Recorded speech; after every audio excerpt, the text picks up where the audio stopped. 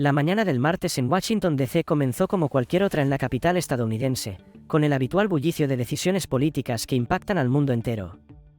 En el ala oeste de la Casa Blanca, Stephen Miller, conocido por sus posturas radicales y retórica incendiaria, preparaba lo que él consideraba su obra maestra, un discurso que lo consolidaría como el defensor de los valores occidentales frente a lo que denominaba el nuevo autoritarismo africano. Su blanco era Ibrahim Traoré, el joven presidente de Burkina Faso, cuya figura había ganado notoriedad internacional por su discurso panafricanista, postura anticolonial y liderazgo firme pero inspirador. Para Miller, Traoré representaba un peligroso ejemplo de insubordinación que debía ser contenido. Confiado en su capacidad para moldear la opinión pública mediante la palabra, ignoraba que estaba a punto de provocar una respuesta que lo marcaría para siempre. Durante semanas, Miller trabajó con meticulosidad en su discurso. Rodeado de informes, documentos clasificados y extractos manipulados, se sumergió en una narrativa que distorsionaba los hechos para pintar a Traoré como una amenaza global. Su asistente, Jennifer Walsh, una joven idealista que se había unido al equipo con sueños de servicio público, observaba con creciente incomodidad. Sabía que muchas de las acusaciones no tenían base real, pero el peso de la jerarquía y el miedo a las represalias la mantenían en silencio. Mientras tanto, al otro lado del Atlántico, en Ouagadougou, capital de Burkina Faso, Traoré mantenía su agenda habitual. A pesar de su juventud, demostraba una serenidad poco común en la escena política internacional. Mientras conversaba con su gabinete sobre proyectos educativos y de infraestructura, recibió la noticia de que Stephen Miller planeaba atacarlo públicamente ese mismo día. Sin alterarse, pidió a su equipo mantenerse informados, pero sin perder el foco de sus responsabilidades. La noticia se filtró rápidamente. En Washington, los pasillos del poder se llenaron de rumores, y los medios se prepararon para un anuncio explosivo. En África, la comunidad diplomática y la opinión pública también se movilizaron. La expectativa creció. En contraste con el clima de tensión en Estados Unidos, Traoré visitaba una escuela en las afueras de la capital, donde inauguraba un laboratorio informático y conversaba con niños sobre sus sueños. Aquellas imágenes contrastaban profundamente con las escenas de Miller revisando su atuendo en su oficina de tono grisáceo. A las 2 de la tarde, Stephen Miller apareció en la sala de prensa de la Casa Blanca. Con semblante severo, comenzó un discurso que pronto se volvería uno de los más controvertidos en la diplomacia contemporánea. Denunció a Traoré como un riesgo para el orden civilizado, lo acusó de proteger terroristas, socavar la democracia y amenazar los intereses occidentales. Utilizó frases cargadas de desprecio: mientras en Occidente construimos puentes, líderes como Traoré levantan muros de odio y aislamiento. En Ouagadougou, el discurso fue transmitido en vivo. El presidente Traoré lo observó desde su despacho, rodeado de sus consejeros. Algunos ministros, visiblemente alterados, pedían una respuesta inmediata. Pero él, con la calma que lo caracterizaba, alzó la mano y ordenó silencio. Su reacción no sería impulsiva. Sabía que el poder real no se ejercía a través del ruido, sino de la estrategia. La reacción global fue polarizada. Medios occidentales amplificaron el mensaje de Miller, aunque algunos cuestionaron su tono. En África, la indignación fue unánime. La Unión Africana emitió un comunicado condenando el neocolonialismo implícito en las palabras de Miller. Varios presidentes africanos expresaron públicamente su solidaridad con Burkina Faso. En paralelo, Jennifer Walsh no podía dormir. Culpable de haber sido cómplice, comenzó a recopilar pruebas internas que demostraban las mentiras deliberadas de Miller.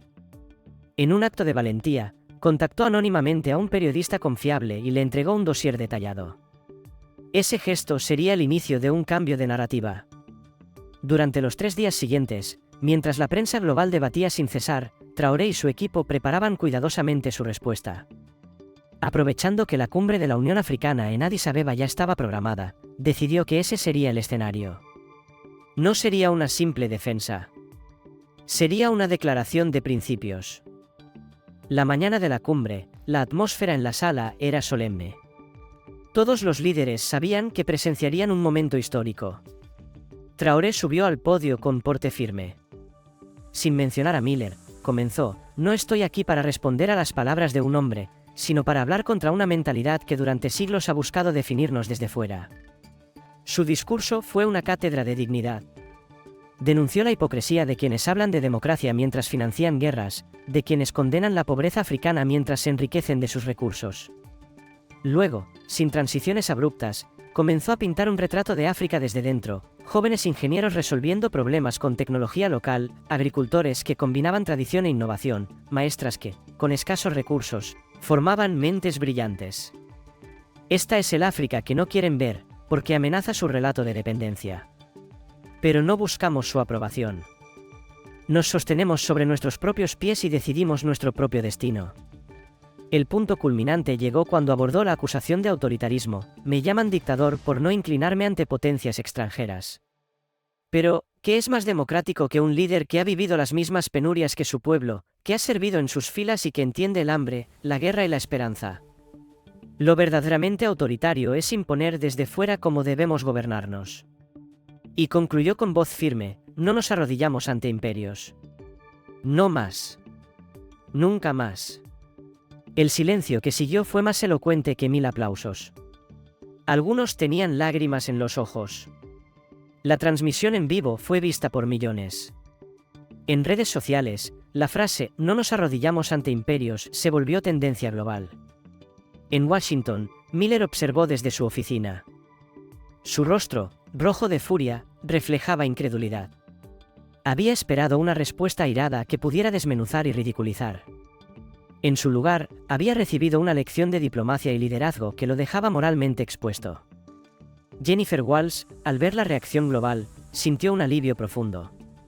Su denuncia había sido el catalizador que permitió cuestionar públicamente el discurso de Miller. Poco a poco, medios occidentales comenzaron a cambiar su tono. Voces críticas emergieron incluso dentro del Departamento de Estado. El incidente se convirtió en un caso de estudio. En universidades de todo el mundo, estudiantes de relaciones internacionales analizaron el discurso de Traoré como un ejemplo de cómo el poder moral puede superar la intimidación. La carrera de Miller se apagó lentamente, asociada para siempre a una forma de arrogancia imperial en declive. Por su parte, Traoré continuó gobernando con el mismo enfoque firme y humilde. Se centró en mejorar el sistema educativo, ampliar el acceso a la salud y fortalecer la soberanía económica del país.